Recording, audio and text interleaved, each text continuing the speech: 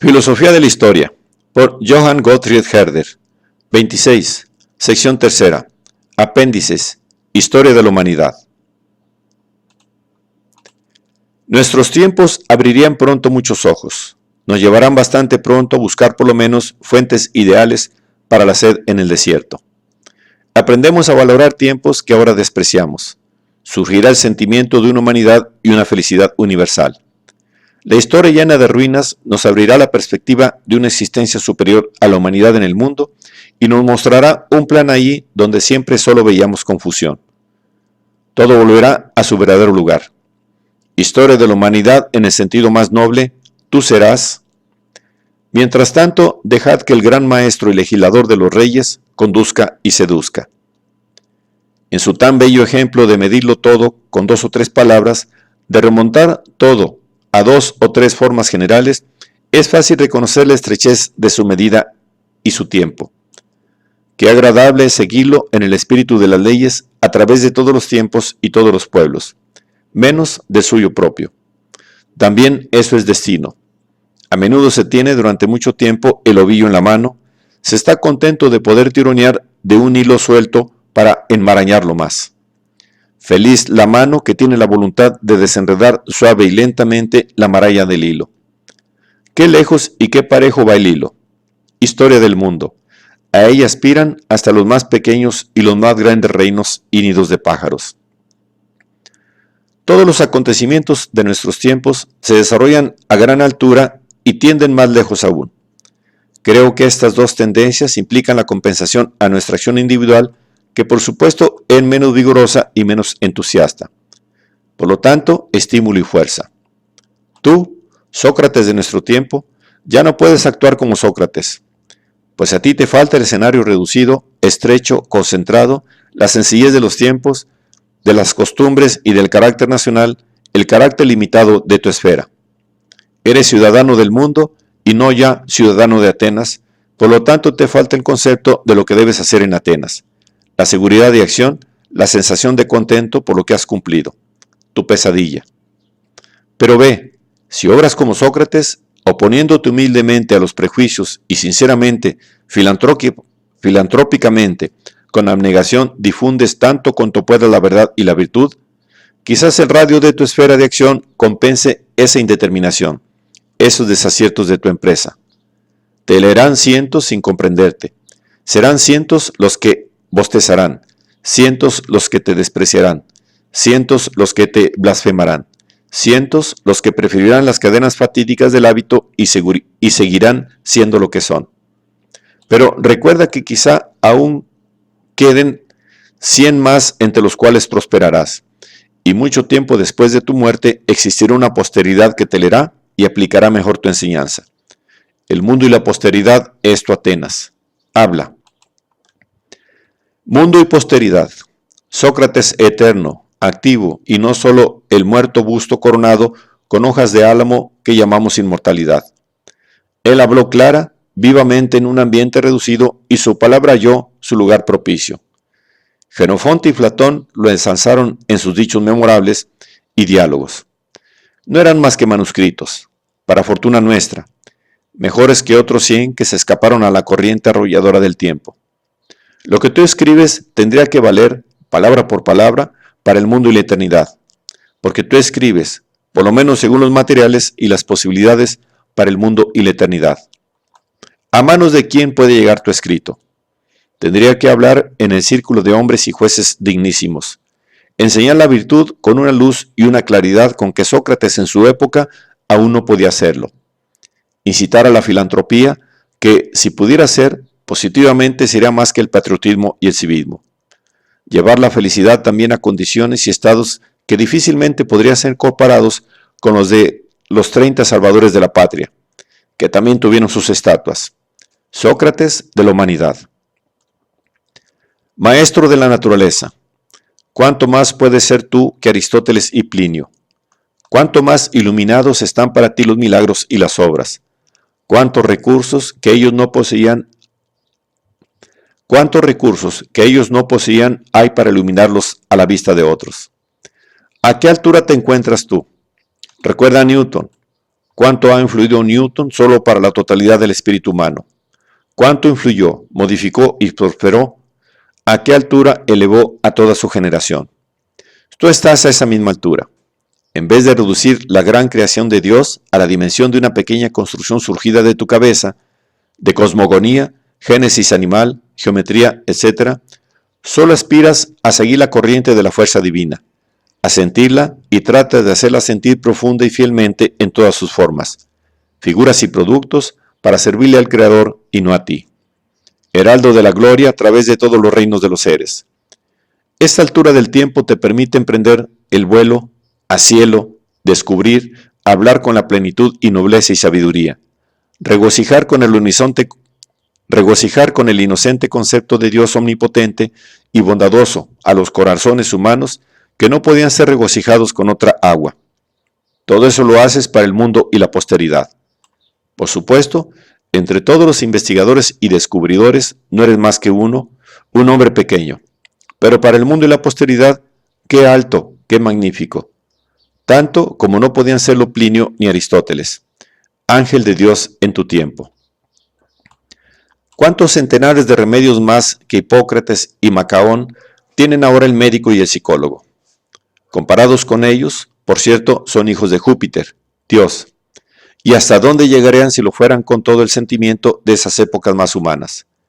Dios, descubridor y salvador del alma y cuerpo del enfermo, que salva hoy a un mancebo que creyendo cortar una de las primeras rosas de la vida, encontró una víbora de fuego, y lo devuelve. Quizá él sea el único que lo puede a sí mismo, a sus padres, a la posteridad, que esperan de nosotros una existencia llena de vida o de muerte. Al trabajo, al mundo, a la virtud. Apoya en otra ocasión al hombre que el trabajo y la pena hizo víctima de sus méritos.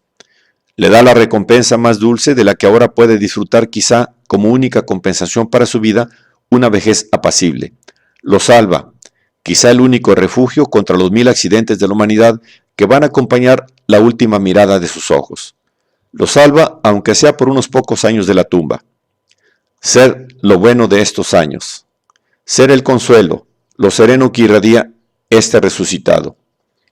En tiempos en que un hombre salvado puede hacer tanto y en que también la humanidad más inocente pudiera perecer miserablemente de 1000 maneras distintas, ¿qué eres tú en esos tiempos, médico con corazón humano?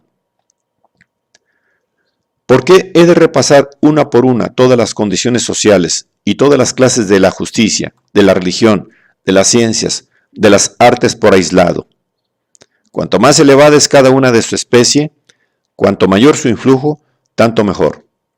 Precisamente porque tus actos eran necesariamente voluntarios, porque nadie te obligaba ni te exigía obrar, en tu estado y tu clase social, tan grande y noble y buenamente.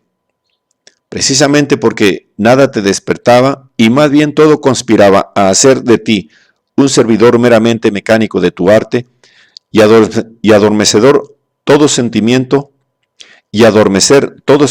más profundo, quizás lo inusitado de esta acción te había coronado con espinas en lugar de laureles. Por eso es más pura, más silenciosa, más divina tu oculta y probada virtud. Es más que esa virtud de otros tiempos que incitaba por estímulos y recompensas, que al final no eran más que un accesorio civil y una pompa noble del cuerpo. La tuya es savia vital del corazón. ¿Cómo tendría que hablar para describir el mérito de aquellos que son verdaderamente columnas o ejes de nuestro siglo, en torno a lo que gira todo? Monarcas, pastores, guardianes de los pueblos. La fuerza que les dan los resortes de nuestros tiempos es casi omnipotencia. Solo por su imagen, su aspecto, sus preferencias, su modo de pensar silencioso y tolerante, le revela su genio que están destinados a algo más noble que a jugar con todo un rebaño como una máquina en vista de fines egoístas, por gloriosos que sean, que están destinados a cuidar ese rebaño como fin y cuando más a custodiarlo para conquistar un todo mayor de la humanidad. Monarcas, pastores y guardianes de los pueblos, con el cetro del poder absoluto en sus manos. ¿Cuánto más tiene que hacer con pocas fuerzas humanas, en pocos años, por mera intención y con el simple estímulo? ¿Cuánto más que lo que quiera hacer ese gran mogol en su trono de oro o a ese déspota en un trono de cabezas humanas. El que sucumbe bajo intenciones meramente políticas tiene tal vez, a pesar de su situación elevada, un alma más vulgar que ese sembrador de lentejas, que es feliz solo por haber sembrado lentejas, o un flautista que es feliz por haber tocado bien. Hablo contigo, querido pastor de tu rebaño, padre, madre en tu pobre choza. También a ti se te ha privado de 1000 estímulos y seducciones que en otros tiempos constituían la gloria de tu misión paternal. No puedes disponer el destino de tu hijo. Temprano ya, quizá en la cuna, se lo marcará con las cadenas del honor de la libertad, ideal supremo de nuestros filósofos. Ya no lo puedes educar para el hogar paterno, inculcarle costumbres ancestrales, virtud y bienestar. Te falta ambiente, y como todo está confuso y marcha confusamente, y te falta el resorte que más facilita la educación, la intención. Tienes que recordar que cada vez que se te arranca tu hijo de las manos, al punto se hunde en el gran mar de luces del siglo un abismo. Joya hundida, existencia irreemplazable de un alma humana. El árbol densamente florecido, arrancado demasiado temprano de su tierra materna, trasplantado a un mundo de tormentas que a menudo el tronco más duro apenas soporta, plantado al revés quizá, con la copa en el lugar de la raíz y la pobre raíz en el aire, amenaza con secarse dentro de poco. Horrible, con las flores y los frutos en el suelo. No te desesperes dentro de la fermentación de la época. A pesar de las amenazas y obstáculos, no dejes de educar. Educa tanto mejor, con la mayor seguridad, con la mayor energía. Educa para todas las situaciones, teniendo en cuenta todas las miserias en que pueda verse arrojado para las tormentas que le esperan. De ningún modo puedes quedar inactivo. Tienes que educar. Bien o mal, tienes que hacerlo. Cuanto mayor la virtud, cuanto mayor la recompensa que en cualquiera de los países de finos mal ligeros y cultura más uniforme. Más que nunca el mundo de ahora necesita del hombre educado a la virtud simple. Allí donde todas las costumbres son iguales, en donde todas son igualmente llanas, justas y buenas, no es gracia educar. La costumbre educa y la virtud se confunde con la mera costumbre. Pero aquí toda virtud es una estrella reluciente en la noche, un diamante en un montón de tierra caliza. A un hombre entre manadas de monos y máscaras políticas le resulta mucho más fácil educar con el sereno ejemplo divino. Levantar ondas en torno y en pos de sí, tal vez hacia el futuro. Además recuerda, cuanto más pura será tu virtud y cuanto más noble. Habrá tantos más recursos y recursos más grandes de la educación en ciertos aspectos, cuantos sean más los resortes exteriores que te falten, además a ti y a tu hijo. Recuerda para qué alta virtud lo educas, mucho más alta de la que podían lograr y se les permitía a Licurgo y Platón. Es la época más hermosa para una virtud serena, silenciosa, casi siempre desconocida, aunque tan elevada, tan difundida. Tengo por lo tanto por seguro que cuanto menos sea capaz nuestro siglo de un bien grande y total, tanto más difícil se nos debe hacer la virtud máxima, tanto más silenciosa y oculta puede hacerse ahora. En donde quiera que esté, será una virtud más elevada, más noble, destinada a ser infinitamente útil y cargada de consecuencias. Abandonándonos y negándonos, aunque no podamos disfrutar de nuestras recompensas inmediatas, arrojamos la semilla a la tierra sin fijarnos en dónde cae, en dónde arraiga, si acá o allá da frutos favorables. Más noble aún es sembrar en lo recóndito y en lo infinito, sin contar con una cosecha. Y de seguro la infinita cosecha será tanto mayor. Confía la semilla al céfiro que sopla. La llevará tanto más lejos, y si llegaron a despertar todos los gérmenes para los que también contribuyó la parte más noble de nuestro siglo, tranquila y silenciosamente. Qué felices los tiempos en que se pierde mi mirada. En las ramas más altas del árbol brotan las flores y prosperan los frutos, y desde ellas tenemos la hermosa perspectiva sobre la más grande obra de Dios, la ilustración. Aunque no siempre su utilidad sea inmediata, aunque en una superficie y una extensión más amplia el río pierde en profundidad, y la posibilidad de cavar más hondo, precisamente porque nosotros nos acercamos a un gran océano y somos ya como un pequeño mar. Conceptos asociados de todo el mundo. Conocimientos de la naturaleza, del cielo, de la tierra, del género humano, en la medida en que lo puede proporcionar el universo. El espíritu de todo eso, la masa y el fruto quedan reservados para la posteridad. El siglo ha pasado en el momento en que Italia, bajo la confusión, la opresión, el amotinamiento y el fraude, formaban su lengua, sus costumbres, su poesía, su política y sus artes.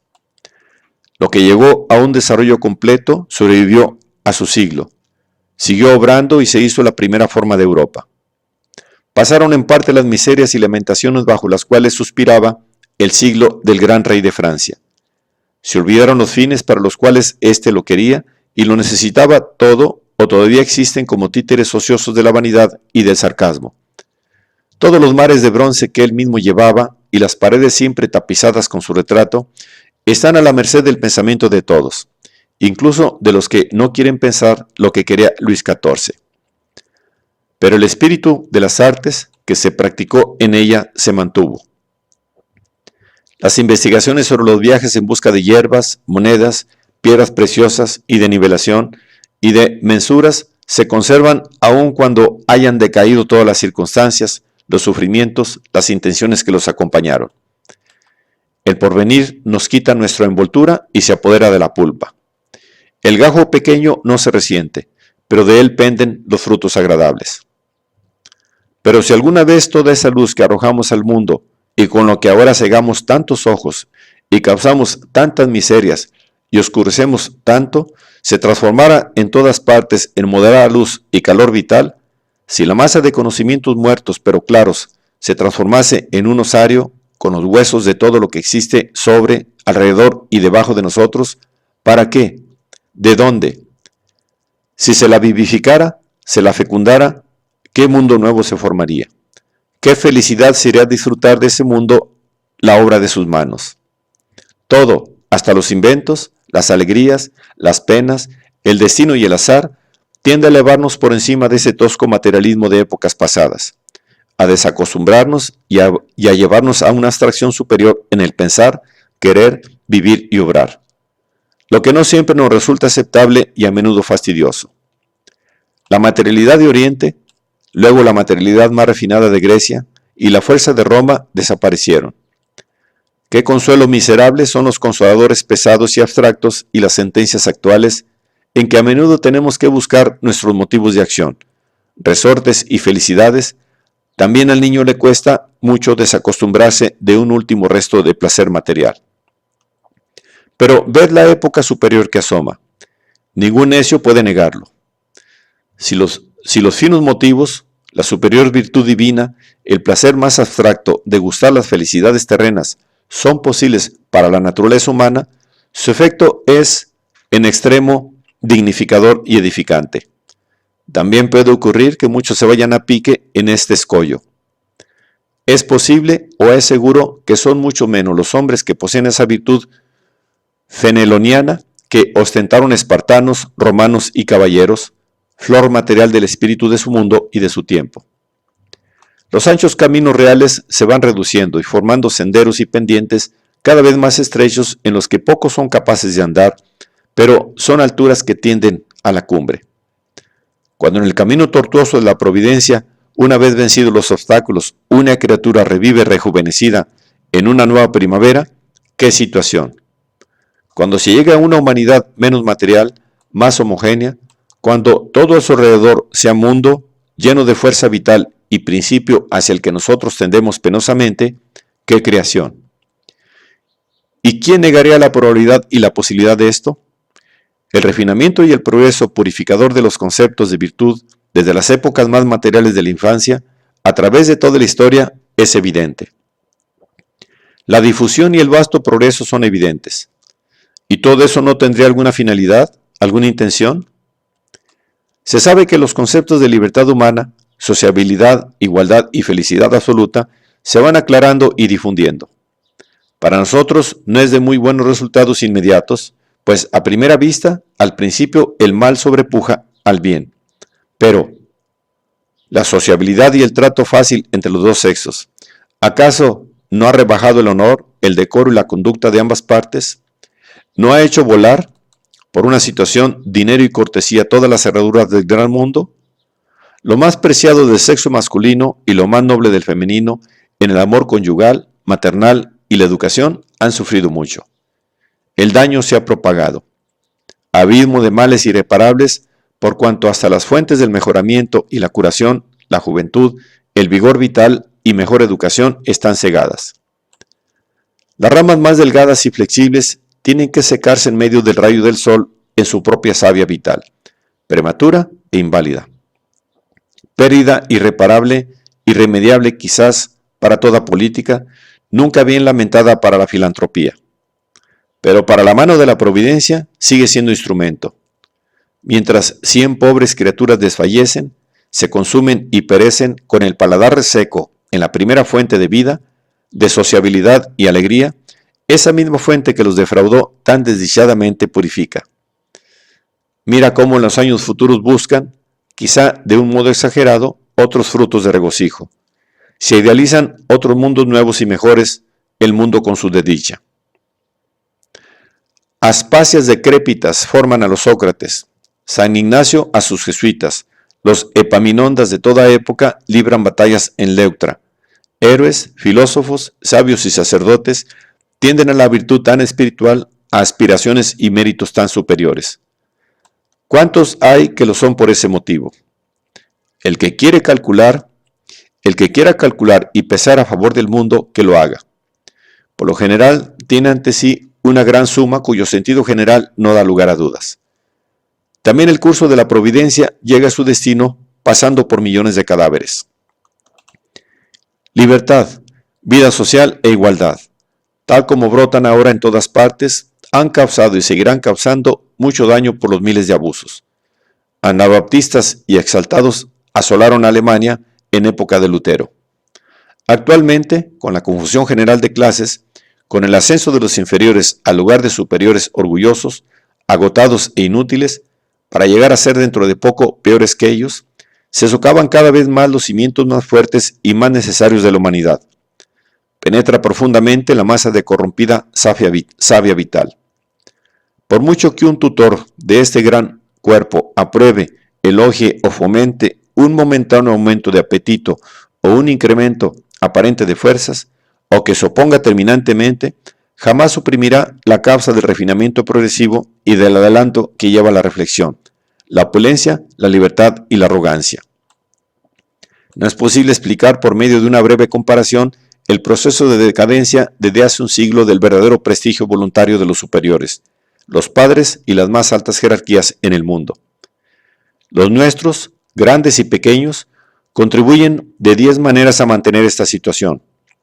Abaten las vallas y barreras, pisotean y hacen burla, hasta en propio perjuicio de los prejuicios, como suele decirse, de clase, educación y hasta de religión. Y todos llegaremos a ser, debido a una determinada educación, filosofía y religión, ilustración, vicios y finalmente, y como remate, por medio de la opresión, por una sed de sangre y avidez insaciable que de por sí exalta los ánimos y lleva al egoísmo, todos llegaremos a ser, para bien nuestro, después de mucho desorden y muchas miserias, aquello a lo que aspira y tanto elogia nuestra filosofía. Hermanos. Amo y criado, padre e hijo, el mancebo y la doncella más desconocida, todos seremos hermanos. Esos señores profetizan como Caifás, pero por cierto, primero sobre su propia cabeza o la cabeza de sus hijos. Aunque nuestro arte de gobernar a los hombres no hubiese hecho más que presentar una bella ficción, un bello aspecto y apariencia, el lenguaje, los principios, las intenciones y el orden que actualmente presenta todo libro y que utiliza todo príncipe joven como si fuera un libro viviente, significa un gran progreso. Que alguien le intente leer a Maquiavelo y al anti-Maquiavelo a la vez, el filósofo y filántropo venerará a este último. Descuidará voluntariamente las partes putrefactas que se dejaron íntegras y cubiertas con flores y arbustos verdes y las heridas no sondeadas a cuyo fondo no se quiere ni se debe llegar. Y dirá, ¿Qué libro? ¿Qué príncipe el que pensara como ese libro? El que confesara, reconociera. El que confesara, reconociera, supiera, obrara con las intenciones incidentales, ¿qué príncipe para el mundo y la posteridad? En lugar de grosero frenesí inhumanamente cruel, es cierto que podrían reinar las enfermedades, igualmente opresoras y mucho más perjudiciales, por cuanto se insinúan sigilosamente y se las encarece sin reconocerlas y corroen el alma hasta su médula.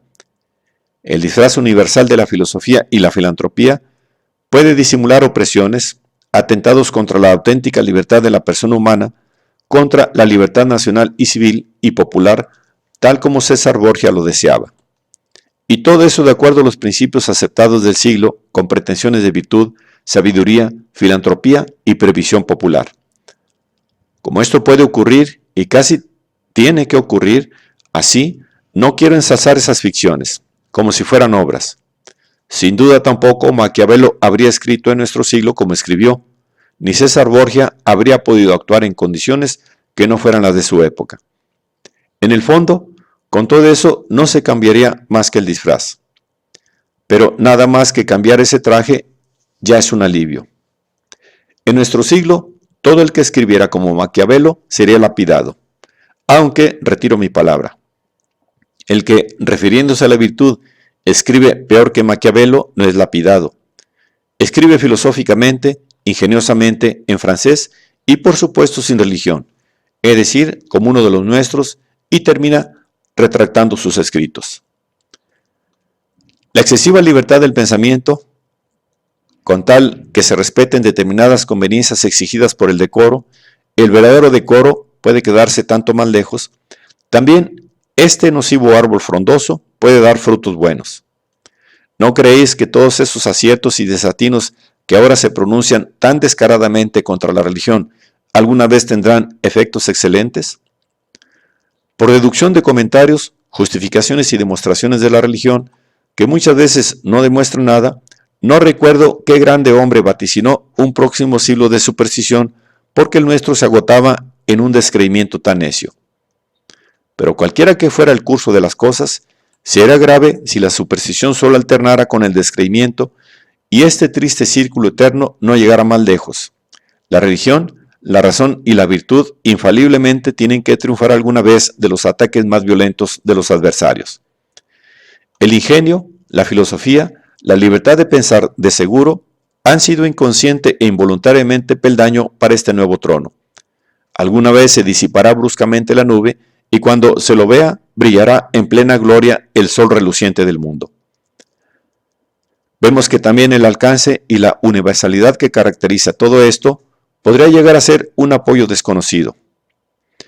Cuantos más medios e instrumentos inventemos los europeos para sojuzgaros a vosotras, las demás partes del mundo, para engañaros y saquearos, con todo quizá alguna vez os corresponda a vosotros triunfar. Nosotros atamos las cadenas con que vosotros nos arrastraréis. Las pirámides invertidas de nuestras constituciones se van a poner en pie en vuestro suelo y vosotros con nosotros. Basta, es evidente que todo tiende hacia el gran fin. Abarcamos con cualquier cosa que sea la circunferencia de la Tierra y lo que ocurra más adelante probablemente nunca podrá volver a reducir su base. Nos aproximamos a una nueva escena, aunque más no sea que por descomposición. ¿A dónde llegaremos con nuestro modo de pensar, que se afina para el bien y para el mal, y por lo mismo se gastan nuestros principios y resortes más vigorosos y materiales, sin que la masa más grande de hombres tuviera el deseo o la fuerza de sustituirlos por otros? Los fuertes lazos materiales de las viejas repúblicas y de épocas pasadas se han disuelto hace mucho, y es este un triunfo de nuestro tiempo. Todo roe en los lazos más delgados de nuestros tiempos, la filosofía, la incredulidad, la voluptuosidad y además una educación que avanza, de individuo a individuo, cada vez más hondo y más lejos. La mayoría de nuestros resortes políticos ya solo pueden ser condenados y despreciados por la serena sabiduría y la discordia entre el cristianismo y la modernidad del mundo es un reproche y un cargo de conciencia recíproco muy antiguo. Y como por lo tanto la debilidad no hace más que terminar en debilidad y una atracción excesiva y un abuso de las últimas fuerzas pacientemente sembradas no puede hacer más que precipitar el completo agotamiento. Pero mi opinión no es vaticinar, y menos vaticinar cuál podría ser, será y casi tendría que ser el único sustituto y la fuente de nuevas fuerzas vitales en un escenario tanto más amplio, de donde un espíritu nuevo podría sacar y sacará toda la luz y la disposición humana hacia la cual aspiramos, para ese grado de calor, para esa estabilidad y esa felicidad plena. Sin duda, hablo de tiempos muy lejanos aún. Hermanos míos, trabajemos con ánimo y alegre corazón también bajo la nube, pues trabajamos para un gran porvenir. Y aceptemos nuestro fin tan pura, tan clara y tan limpiamente como sea posible, pues avanzamos en medio de fuegos fatuos en el crepúsculo y la niebla. Cuando veo acciones, o más bien presiento indicios silenciosos de acciones que proceden de un espíritu demasiado grande para su tiempo y demasiado discreto y tímido para sus gritos de alabanza que siembra a oscuras, todas ellas son semillas que, como todas las obras y creaciones de Dios, empiezan con un pequeño germen. Pero desde su más pequeño brotecillo se ve y se siente deliciosamente que van a ser en secreto una creación de Dios. Y si fueran gérmenes, en especial para la planta más noble de la humanidad, la cultura, la educación, el fortalecimiento de la naturaleza en sus nervios más necesitados, la caridad humana, la simpatía y la fraternidad. Plantas sagradas, ¿quién no ha ambulado entre vosotras sin que un estremecimiento de un porvenir mejor lo sobrecogiera y sin bendecir a vuestro Creador, pequeño y grande, rey y criado, en la más serena oración de la tarde, la mañana o la noche? Todos los fines exclusivamente físicos y políticos se desmoronan hechos trizas y como cadáver. El alma, el espíritu, contenido por la totalidad de la humanidad, permanecen y bienaventurado aquel que recibió mucho de la fuente de vida pura e incorruptible. Es casi inevitable que lo superior, lo universalmente difundido de nuestro siglo, también dé resultados ambiguos, mezcla de las mejores y las peores acciones que en esferas más estrechas, más profundas, no acaecerían. Casi nadie sabe ya por qué actúa. El todo es un mar con ondas y olas que corren. ¿Hacia dónde? ¿Con qué violencia? ¿Yo sé a dónde llegaré con mi pequeña ola? No solo el enemigo y el calumniador lograrán colocar las iniciativas del hombre mejor y más eficaz en una luz a menudo ambigua. Quizás también el más fervoroso entusiasta se le aparecerán en horas de fría contemplación, nubes y ambigüedad. Todos los radios ya están lejos del centro, y todos van hacia dónde, y cuándo llegarán allá. Se sabe que a los reformadores de todos los tiempos se les reprochó que con cada nuevo paso siempre dejaban lagunas tras de sí, levantaban polvo y producían conmociones delante y pisoteaban seres inocentes con sus pies. A los reformadores de los últimos siglos, esto les toca más visible y doblemente. Lutero, Gustavo Adolfo, Pedro el Grande, ¿hay tres hombres que hubieran llevado más cambio a los tiempos modernos? ¿Y con un sentido más noble? Y las consecuencias entonces imprevistas han constituido al mismo tiempo un incremento irrefutable de la felicidad de sus descendientes. Conociendo la historia moderna, ¿acaso no se duda mucho a veces? Un monarca cuyo nombre es más recordado en nuestro siglo y que merece ser más recordado que el siglo de Luis XIV, que su propio siglo guarda para nosotros, cuántas creaciones nuevas logró en Europa desde su centro en 30 breves años. Cuántas cosas buenas realizó en estrategia, en política, en asuntos de religión e institución de leyes, como Apolo de las Musas, y en su vida privada de hombre coronado, según la apariencia general, el modelo de las monarquías. Difundió desde el trono la ilustración, el espíritu filosófico y la moderación. Destruyó tenazmente y desterró la necia pompa oriental, la orgía y la lujuria, otrora a menudo el único ropel de las cortes. Castigó profundamente en todas partes la crasa ignorancia, el celo fanático y la superstición. Ensalzó muy alto la economía y el orden, la regularidad y la aplicación, las bellas artes y ese gusto llamado de pensar libremente. El siglo lleva su imagen, lo mismo que su uniforme. Durante siglos, sin duda, se harán las loas más grandes de su nombre. Mientras tanto, Observemos el reverso de la medalla, el anverso del busto. Considerando el resultado de su obra como filántropo y como filósofo, sin duda se verá algo más y muy distinto. Se verá quizá que, por una ley natural de la imperfección de las acciones humanas, con la ilustración, ha tenido que difundirse igual cantidad de lujuriosa indiferencia del corazón. Con el ahorro, su signo y acólito, la pobreza. Con la filosofía, la incredulidad ciega y estrecha. La libertad de pensamiento siempre acarrea la esclavitud para obrar. Despotismo de las almas bajo cadenas de flores. Se verá cómo, con el gran héroe, conquistador y espíritu guerrero, ha tenido que difundirse el desfallecimiento. Con la Constitución romana, lo mismo que en épocas en que los ejércitos lo eran todo, la ruina y la miseria.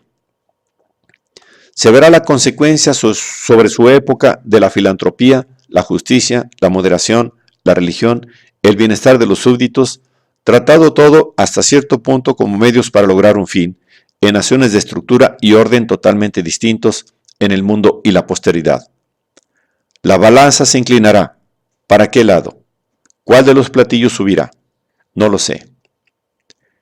El escritor centenario, que influyó sin discusión ni réplica como un monarca sobre su siglo, que es leído, enseñado, admirado y lo que es más, seguido desde Lisboa hasta Kamchatka, desde la Zembla hasta las colonias de la India, con su lengua, en su múltiple talento para disfrazar, con su facilidad, con su agilidad de posar sus ideas sobre flores, y sobre todo por la circunstancia de haber nacido en el lugar feliz para utilizar el mundo, para utilizar a los predecesores y rivales, oportunidades, ocasión para utilizar hasta los prejuicios y claudicaciones de su tiempo, hasta las debilidades de las novias más bellas de su tiempo, de los soberanos de toda Europa.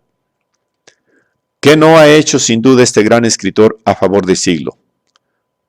Derramó luz, la llamada filosofía de la humanidad, tolerancia, facilidad para pensar independientemente, brillo de la virtud en mil formas agradables, pequeñas inclinaciones humanas debilitadas y endulzadas.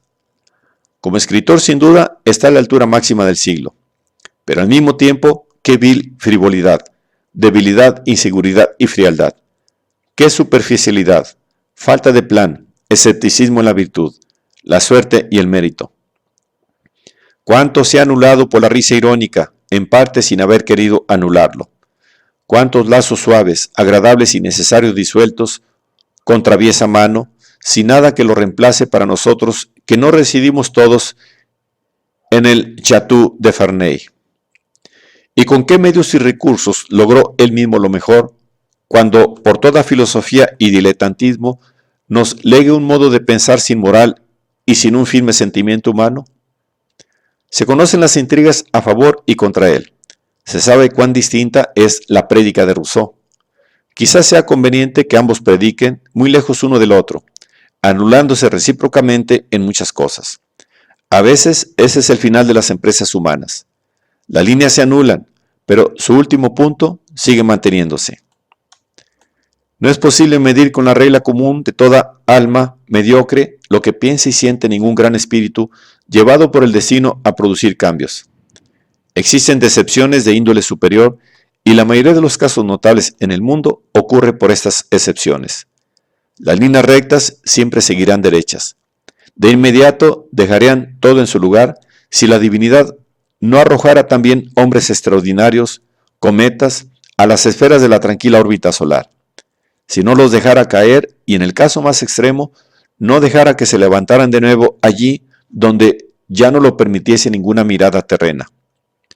Solo Dios, o entre los hombres, solo un necio coloca a la más remota consecuencia moral o inmoral de una acción en la cuenta del mérito y de la primera intención del que obra. ¿Quién si no encontraría en todo el mundo más acusadores que el primer y único actor, el Creador? Pero, hermanos míos, no abandonemos por nada los polos en torno a los que gira todo, la verdad, la conciencia de querer el bien, la felicidad de la humanidad.